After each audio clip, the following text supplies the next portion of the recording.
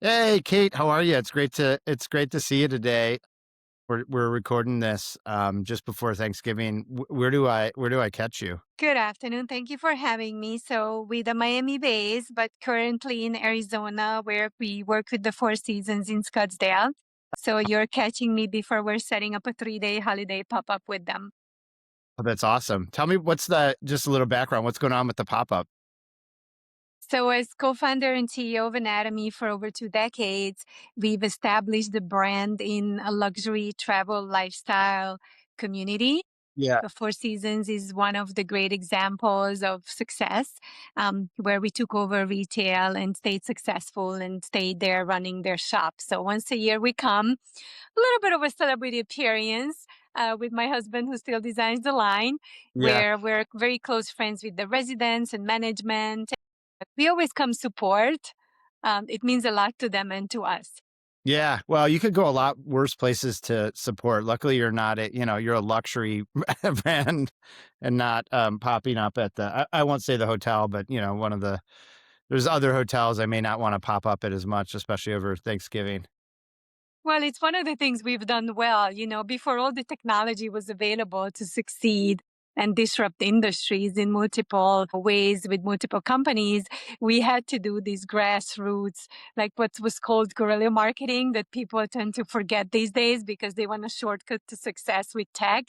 This is still, goes back to our roots with 600 events the first 4 years around the country in the 200 wealthiest zip codes, where we had to validate ourselves. So this is like a heritage, right? Yeah. That's in our DNA. Well, all right. So you mentioned roots. Well, wait, first. So I got the Snyder golf balls. Awesome. Love them. Love them. Last time Good. we talked, Yeah, that's 40 plus we'll get into that. patents. That's all you did there, but I love them. Those are for anyone out there that's a golfer. Check these out. Snyder, we'll post the link, but Kate had mentioned them the last time we talked and I had never heard of it. And she's converted me now from Titleist to those, which is really cool. That's good. Yeah. High tech, great value for the money. Yeah. German founders, right? And we have the license for Canada, US, Caribbean, and Latin America. And hopefully we'll grow it, faster, better, bigger than, anyone else could with the team. And I'm proud to be part of that organization. Yes, one of my ventures. Yeah. Well, all right. So we're going to get into that story because this just, I can't unhear this story. It was so good that you were telling me about kind of some of the marketing you did there. But before that, so one of the things, other than just your energy and your positivity and your just forward thinking, your background's incredible. Do you want to just like tell people about it? Because it's just such a, to me, such a, the story you want, it's the American entrepreneurial journey, why people come here, what makes business owners great. So, do you mind just sharing that for, or the pieces you want for a couple minutes because it's really a compelling story and journey. You sure? It goes So way back to an Eastern Europe that that's what's so cool about it. okay. Well, Yeah, born and raised in Budapest, Hungary, as a former gymnast. That's just what we did back then, back there. We are the generation who took down the Berlin Wall.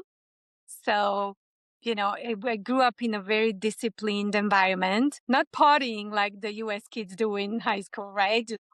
a little different. Yeah, No, a little different. Traveling, training, competing, 2 hours before school, 2 hours after school.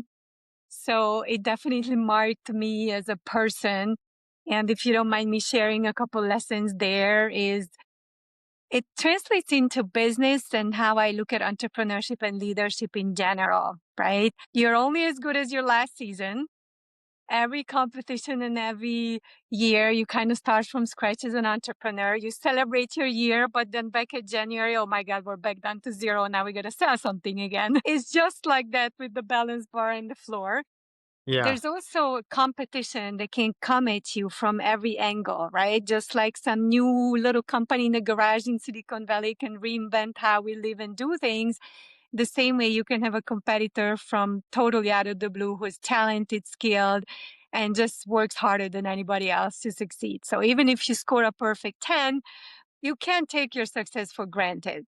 So all these lessons, past successes don't guarantee future success type of thing, apply. And that's how I grew up. We hitchhiked out of my country when we were 18 with a group of athletes. I don't know if my dad was happy about that. It was probably scary now that I have a daughter, but we did Could you that. did you even get to tell him, or did you just have to go and, like, tell them later? Did I ask for permission? No, I showed up with a backpack in a car full of 6 foot tall, handsome guys and said, "We're going to France." It was so bad. It was so bad. But I finished my MBA in France, and was teaching fitness to pay for school and actually started the clothing company, outfitting my little girls to travel, train, and compete. And we became national champions in France 3 years in a row. I'm very hard-headed when I set my mind to succeeding with something. I don't give up until it works. So I can be good or bad. Yeah. But I'm one of those that doesn't hear no for an answer.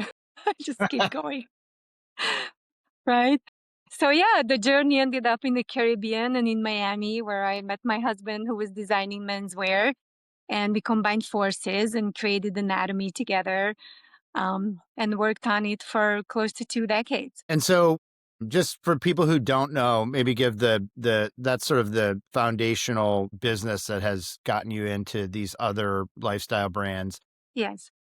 Maybe just give a little background on Anatomy, the brand, and sort of what it encompasses, and then how that sort of got you into these other lifestyle brands. Okay, so using French and Italian fabrics, we were always more expensive and more tailored than the competition out there. So we kind of pioneered athleisure very early in the days when this whole Lululemon thing was just happening, right? We were already using these wrinkle-free, packable, easy care materials. We were tailoring tech fabrics with our knowledge about fabric and fit, both of us as founders. And the premium price points automatically placed us in affluent communities where the customer started telling us, "Kate, I don't work out in these things. It's too nice, but I wear it to travel. I wear it to my board meetings. I land in London and go to work around the city, in your outfit." So we evolved into this travel niche segment and came up with the tagline "Designed to Fly" because that's what the customers wanted from us. Built the company on three core values: personal connection, beyond expectation, and speed matters. So for a very long time, it's like a Shark Tank story, from a one-bedroom apartment to two-bedroom apartment to two-bedroom apartments to getting kicked out of a commercial building from a residential building because we're doing commercial activities to having to do our first warehouse to a bigger warehouse to a bigger warehouse, step by step was you would laugh. Our first website was on WordPress back in the days. There wasn't all this tech and AI. We had to do It was photo high tech shoots back and then. That was kind of the thing, right? yeah, we started with the blogger, travel fashion girl, who kind of put us on the map and remained 30% of our e-com revenues for a long time because her audience was so strong and so sticky. And they became loyal to our product because it was better than anything out there that they were testing. Yeah, it's kind of hard to believe. If you told the founder today that they have to go do this for 20 years, they probably wouldn't start the company. Isn't that it? People look at, the Silicon Valley success stories of whether or not you actually personally make the money. We'll take that as an aside, but this Hmm. overnight success, I rarely, if ever, meet anyone who's the overnight success. I mean, there's always examples, but to me, that's more of the lottery ticket struck by lightning versus what you said in your upbringing. Just work hard, grit, grind through it, figure it out. I love the one bedroom, two bedroom, get kicked out of one. Like, that's the story I know. This is I think this is the way it built to last. You know what I mean? You have to pay your dues and you have to be up for it. So anyone who wants to skip steps, I think is dangerous because if you don't have enough learnings and understanding of your customer base and you're not willing to take in the feedback and adjust and change, I don't see how you will make it long term. Yeah. Short term, yeah, right? You can cut through the chase type of thing. We're excited to embrace cost savings that come from tech and more powerful data-based decisions we can make today versus testing and living and learning and making mistakes. So that's great, right? But you just have to be able to know how to use and when to use the tech and the data versus just assuming that it's going to replace everything all of a sudden. I don't believe in Yeah. that. Yeah, so on your speed matters core value, is that in Mhm. relation to is that philosophical? Does that have an No. underpinning in tech? I know your husband's quite technical and does a lot of the actual technical work with you guys, but is that kind of the way I should think about that core value? The way we thought about it, and it's my personal favorite because I'm very impatient by nature. I don't like to Yeah. stand in line, wait on the phone. So our assumption that the audience we cater to, and it's same with Snyder, by the way, when you have high performing executives who want your product, their time is valuable as well. So for us, Chris, it was more about picking up the phone, being responsive, solving problems. Let's say something happens with your zipper or your snap, we would replace the product the same day, like no discussions, right? We also empowered our customer service team to take care of things, just saying yes to the customer and having a quick turnaround and everything. We didn't want them putting on hold and listen to the music on like finding your representative. I hate that. I think speed matters. It's a respect of your customer's time. It Yeah. was more about that Okay. in that case. Interesting. Yeah. Well, and maybe it does lead into tech. Obviously, this is a tech AI sort of bent to the founder conversation. As I think about AI, one of the things that as you embrace it, and certainly it can help with speed, but one of the things that you could argue that you lose is personability or human touch. So how do you think about it? So if that all matters and I want an instantaneous response, which I do, if something breaks, I want to call you and know that the problem's going to get resolved. Now, for me personally, I may not care as much that I'm dealing with a AI or a person, but how do you think about sort of that blend of speed matters, human touch, that's part of the brand with, obviously that doesn't scale forever. You can't pick up the phone just physically to two people calling at the same time. So how did you guys kind of think about that as part of your fulfilling the brand promise that you want, the speed matters notion and sort of personal touch, but also creating scale and leverage?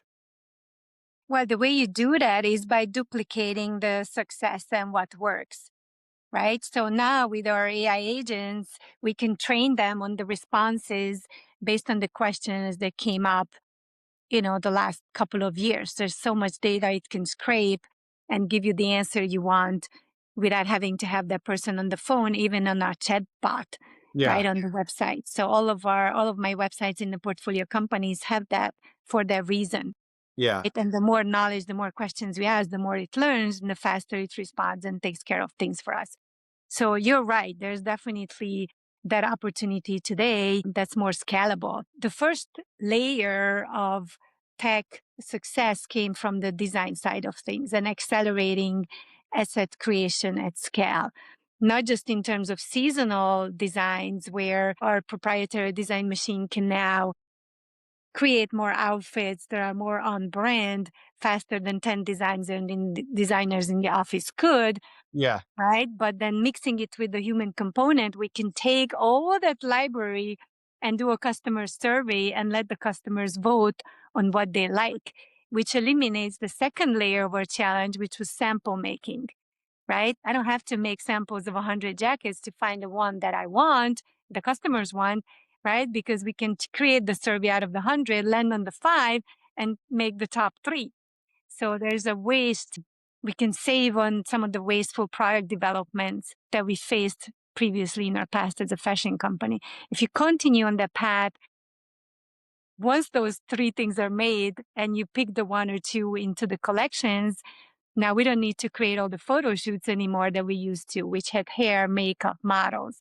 All of a sudden, these AI models and assets look better than ever, more realistic than ever. Yeah. The more of our agents learn, yeah, or aesthetic, the brand voice, the more on point it comes out, right? That's like could save hundreds of thousands of dollars to any fashion company who embraces that. Now, some don't, right?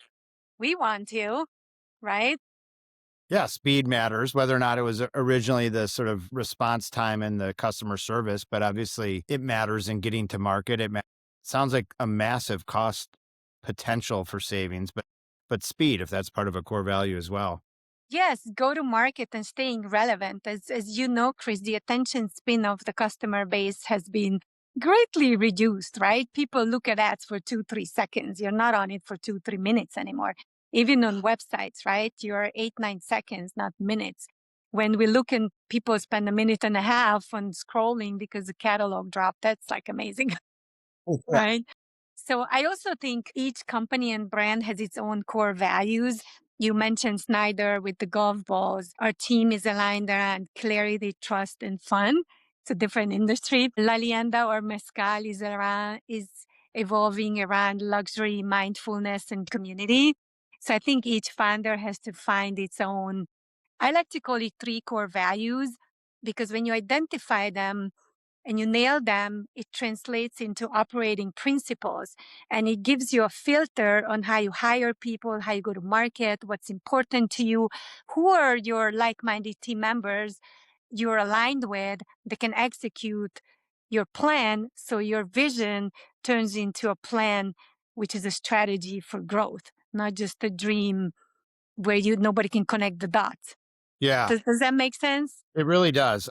I had one of the more successful, really quite successful kind of formative bosses, a guy named Keith Kroc. He was at Ariba and then DocuSign, but did everything in three and focused everyone on understanding those three things and those core values and getting everyone rowing in the same direction as the critical success factor for any company. And obviously those were massive success. And it's hard to do. I think it's my biggest challenge as a CEO today is to get everybody sane and thinking and operating the same way. You know, that drawing where it's here's what the customer wanted, here's what sales sold, here's what that kind of, and it's a tree swing or tire swing. Have you seen that one? Yeah, it's close to Yeah. the ikigai. Find those that one area where you're good at, your customers want from you, that you love to do, because everybody's just gonna like pick a portion of it, right? And our job as CEOs is to get to the core of what's gonna make the whole organization successful, right? And whether the company started out of a vision, my way of creating brands and companies and growing them, Chris, is more about identifying white space opportunities Uh-huh. and disrupting industries with a very specific brand voice. And sometimes it comes from a failure or a disruption, discontinuation of another company. For example, Anatomy had a great run with cashmere and then we stopped doing it, but I still feel it's a great niche where authentic high quality products that are not necessarily lower piano price points are still wanted on the market. So I teamed up Tina and created Reps by Tina as a capsule, also from my other learnings in apparel, where we have just one size fits all. So we avoid the size runs and all the inventories around 40 plus colors because I spent my life in black and navy and khaki outfits. So that's refreshing. And then teaming up with partners who complement your skills. You are talking about, building teams. You have to know what you're good at as CEO. And I'm so excited to work with partners like Tina and her husband, where it's a little capsule. He's very financially disciplined. She's super creative, which allows me to focus on sales, marketing, brand building, and growth of channels where the product belongs, which is really what I'm good at. And then you just let others do their thing so we can grow together. Yeah. Yeah. Interesting. Well, and how do you get started? So for you, other than marrying someone who's really good at tech, so if we go back Uh-huh. to your tech journey where you said, hey, I'm going to go through these layers, how do you do that? Like, how would you recommend? So let's take someone who is the other way. Let's just say they're not tech forward, but they know most of the CEOs I talk to in the mid market, if they're not tech forward, they certainly understand the power and the need to embrace it. And they're all raising their hands saying, I need AI. That's the new, I understand. And I'll just broadly say AI without getting into all the different pieces of it. But I don't know where to start. I don't know what to do. So, how do you recommend sort of making that leap, maybe a leap of faith, but like, how do you get in from zero to something accomplished, tangible? And then you got through these multiple layers where it was, I can design it faster, and then I can get customer feedback faster and skip a step. But how do you kind of go through that journey, if you could, for someone what would you recommend for someone who doesn't have the technical skills themselves? How do you do that? Or how do you think about that? Well, you have to find somebody who does, somebody you trust who can help you. Yeah. right? It's okay if you're not savvy, but I think asking the right questions is the first layer. And I actually have a good example with Reps by Tina because they've built an amazing company around retail and wholesale, retail meaning their own stores and wholesaling to other stores, but not on the digital side, Huh. right? Huh. So trusting, me and my network and being able to find the talent around it, I think is important because avoiding other people's mistakes and learning from their journeys, I think is where it starts. Like, what is really the challenge to execute well? Well, we don't want to do photo shoots, they're too expensive. So I was like, okay, that's a problem solved because our AI design machine can create assets at scale and translate them into Facebook, Meta, uh, Instagram, social media Yeah, platform yeah. channel ads in very modern ways that we have not been able to do before. I would go back to that person and say, okay, what exactly is your sticking point? What are you trying to solve? Yeah. And then find the tech solution for it, right? And I don't think it's simple. Yeah, I find people, overthink it, and that's our Right. too. It's what is the outcome or the problem? We call it right to left thinking. Start with the outcome and then work back. A lot of times you find your process is so screwed up that you'll clean that up as well, but I don't even start there. I just start with what are you trying to accomplish? In your case, yeah, Exactly. it might have been, Yeah. So the in this example, he was like, okay, we know digital in this company is a missed opportunity. So how do we get it to a meaningful game changer, 7, 8 figure division? yeah, And then let's backtrack. What is it going to take today to accomplish that? yeah. Why do you think that's so hard for people? It seems like that's always the Because, recommendation. Yeah. comfort, nobody moves, nobody gets hurt is an easy out. And you and I both know people will come up with any excuse when they don't want to do something. Yeah.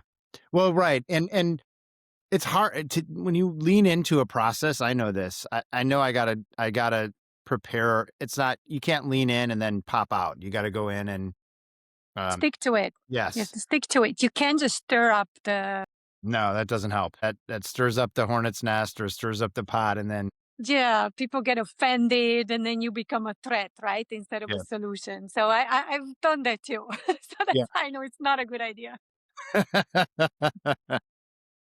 You gotta tell okay, so I won't say the company, but you were telling me this story that I just it's so good, and I think speaks to the divide in AI. But you were talking about being at a meeting, and there was a couple of you, and people were talking in the meeting, and you had sort of you're on an AI platform and sort of solving the problem real time with it, creating with AI the business plan and some marketing, and they're sort of doing it the old way on a whiteboard maybe or just talk and then you kind of dropped it and you're like, "Here's the solution." But you got I don't wanna ruin the story, but and don't say anything you're not comfortable sharing, but I loved it. It was so good. So we can actually generalize this one. So Yeah, for all of our audience that's even listening better, yeah. today who likes to sit in marketing meetings with 10 people around the Yes, table please. Yeah, yeah. and bouncing out ideas, here's what I suggest. Everybody go on ChatGPT version, whatever, the latest one's Yeah, great, right? Gemini, pick your poison. Yeah, whatever one you like, yeah. And ask the question. So here we were trying to think of a social media campaign, what would resonate for this specific product, which we're not going to mention the brand. And we're sitting there 20 minutes, 30 minutes. Everybody has a great idea. None of it really makes sense to me. So, what we were trying to find is what can make us go viral. And I'm sure a lot of our audience today in your podcast is trying to figure that out, right? How do we go viral on TikTok and Instagram? Yeah. So, I'm thinking there and I'm like, we're never going to find the answer. It's been half an hour. I already need to go for a run. I can't take this meeting anymore. So here I am typing it in. If I was a TikTok creator, influencer with millions of followers, what would my audience respond to about this specific product? And right away, it gave me the solution of the point of view of the product, POV of the product, not the company and how we pitch ourselves and what makes us great. It was how the product views the world. It was so cool. So when we implemented it, we started seeing the engagement and people sharing because it was disruptive. So my humble advice to all your entrepreneurs and CEOs listening is, don't try to pitch how great you are. Kind of let your product speak for itself and try to find a voice in your brand strategy that is disruptive, where you're outthinking the competition, not outspending, Yeah. right? Chances are, whatever you invented, it already exists. And some billion-dollar companies fully funded to do exactly what you're trying to do. What we can do, at a baby stage, is think around the system, find a different way. With Snyder, for example, you see we have 6, 7 colors. We have the one and only Geico green golf ball in the world. You have to be able to do one thing better and different than anybody else, Yeah. right? Yeah. Yeah. We say amplify your difference with, and just really own that, which I think is kind of what you're getting at. I love that in this case, literally let the product speak for itself. So in that example, and this is really what I try to impart on people is, in this case, you have a bunch of really smart people. They know it. Maybe we're all too close to it. And then you bring in this third party. In this case, it's AI. And you say, hey, here's what I'm trying to do. And it's co-creating with you. And it's bringing in a perspective that you could hire a massive marketing agency, or I'm not knocking the creatives that all work at those, because if they're using tools like this, presumably they're amplifying their creativity. But in this case, the ability to work with this tool and sort of create this superpower that it does, just as you said, amplifies your difference. How do you think about that as just sort of this unfair advantage? And times I almost don't want to share it with people. It's so powerful. But then I feel for mid-market companies where I'm like, no, you got to have this power, because the big guys are going to unleash it soon. Once they get out of their own way, they'll unleash it. But how do you think about this just as sort of an advantage that others may have not figured out yet? So this is a very complex question because those mid-market companies who learn how to use the power of AI and tech, and those CEOs who will teach their employees and empower the employees, I mean, very simply how to prompt. I mean, it's not rocket science. Think about it. It's so simple. I could grab my 11-year-old daughter today and she's going to go get her answers to her math homework, Yeah, yeah, herself already, yeah, right? And you mentioned the big companies. Hopefully, they are the ones we're going to all exit to because we can react faster than they can because we have smaller teams to make decisions. So, why not use it as an advantage? Because think about it, Chris. If we're a mid market company, which means we're stuck, right? We've done a great job to get to where we are and we're stuck. So, why are we not as big as the big companies, right? So, let's use this to amplify what we've done, improve how we can get to the next level yeah, because we can do it faster, right? We have smaller teams. Hopefully, the decision making is not as complex. It doesn't take layers of bureaucracy. yeah, So, what's stopping us? Nothing. We are our own worst enemy. If we have an open mind and capacity in our brain to learn and stay curious, nothing stops us from going to the next level, right? And I think this is where the opportunities are.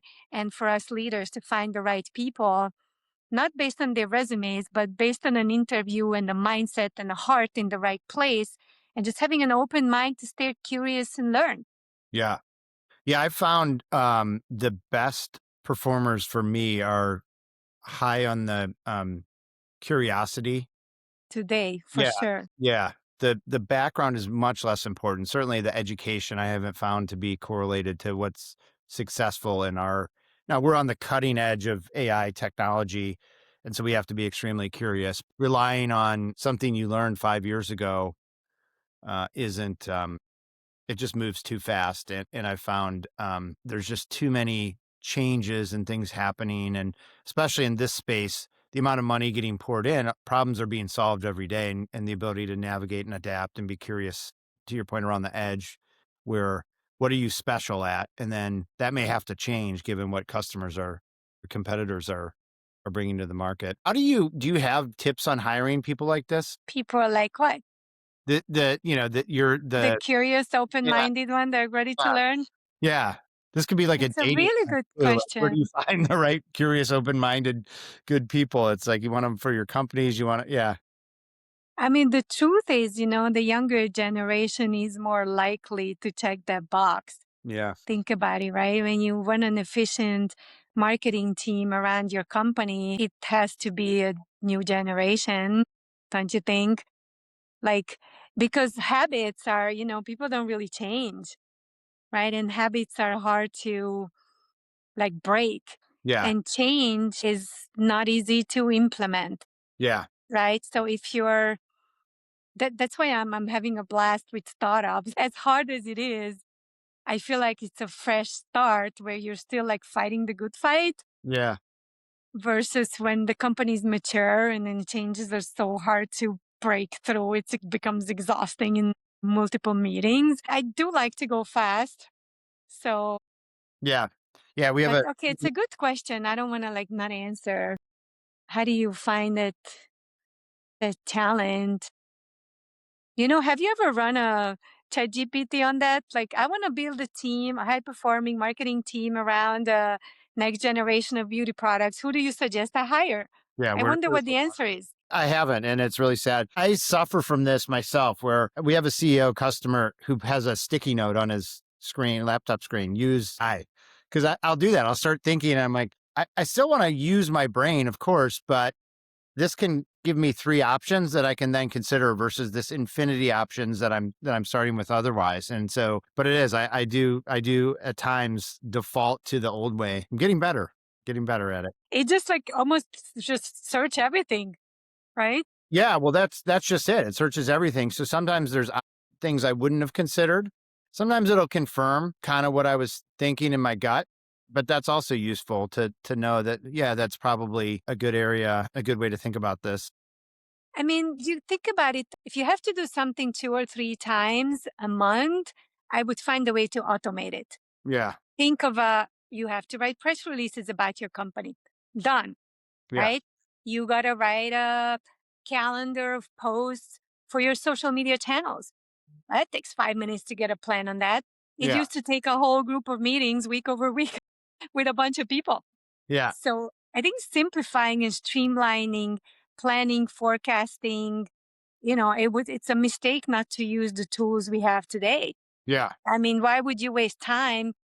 And who wouldn't want to hire an employee, Chris, who's not emotional, always working, 24 polite, doesn't talk gotcha. back. Like, no wonder my husband talks to his agent work wife more than me these days. She's always, hi, good morning, Sean. How can I help you? I'm not going to say that. So good. You're right. You're right. Maybe that's its answer. It just says hire me, hire more $20 a month subscriptions, which I mean, it's compelling. That's good. Well, I know you're busy and I appreciate you making time. Any other advice that you would have just for the, you know, obviously our audience is mid-market CEOs and just any other advice you have, particularly as it relates to AI and adopting it, or the biggest hurdle we hear is taking the first step, and anything that you've learned or advice from the other side?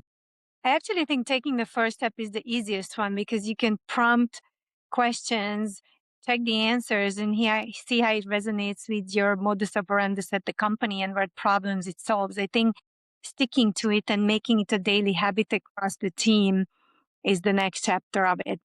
But I think they should all stick to it, use as much as you can, find the hurdles in the company, and then, ask how this can be solved. And you'll be surprised what it tells you to do. And when you actually do it, you're already on the next level. Yeah. Well, that I love that. It's not the first step's the easiest. That's actually really good advice. Yeah, try to eliminate the waste. Start with something that bothers you the most. In the fashion company, I was going nuts with the waste full of hundreds of samples being made and not used. So when I started doing surveys and streamline what needed to be, that was a win. Second layer driving me crazy is all that money spent on photo shoots. That's out today, right? Third layer was, how do we forecast inventory assortment planning? The answer is right there in these new models, Yeah. right? So Yeah. just my humble advice would be is like make a list of one, two, three of the most inefficient, wasteful things that bother you, that keep you up as CEO, and start there. Because once you get answers to that and you find the solutions can be implemented, it will give you confidence to keep going. And then it becomes a daily habit of being more efficient. And then you got to teach your team to do the same. But I believe in leadership by example. So if we embrace it on top of the company, then the team will feel empowered and they're going to want to be part of it, right? So to me, if the problem, if the CEOs and the leadership doesn't encourage that, then everybody feels kind of threatened and intimidated Yeah. to even approach the topic. So lead by example and go at it yourself. That's Yeah. what I believe in. It's amazing. I love it. Your energy is so great. You're just the way you think about solving problems is amazing. I'll put links to the various companies you're working Thank on. you. Super cool and just love what you're doing. So recommend to anyone out there check out Kate's various companies. Feel Looking free forward. to contact me on LinkedIn. Yeah, if you feel I can add value to anybody who needs help. Yeah. Oh, that's why I reach out. I always value just getting feedback from you, Kate, and getting your advice on things. So really appreciate you. Thank you so much for spending time with me. I hope I didn't talk too much. I tend to do that. No, that was great.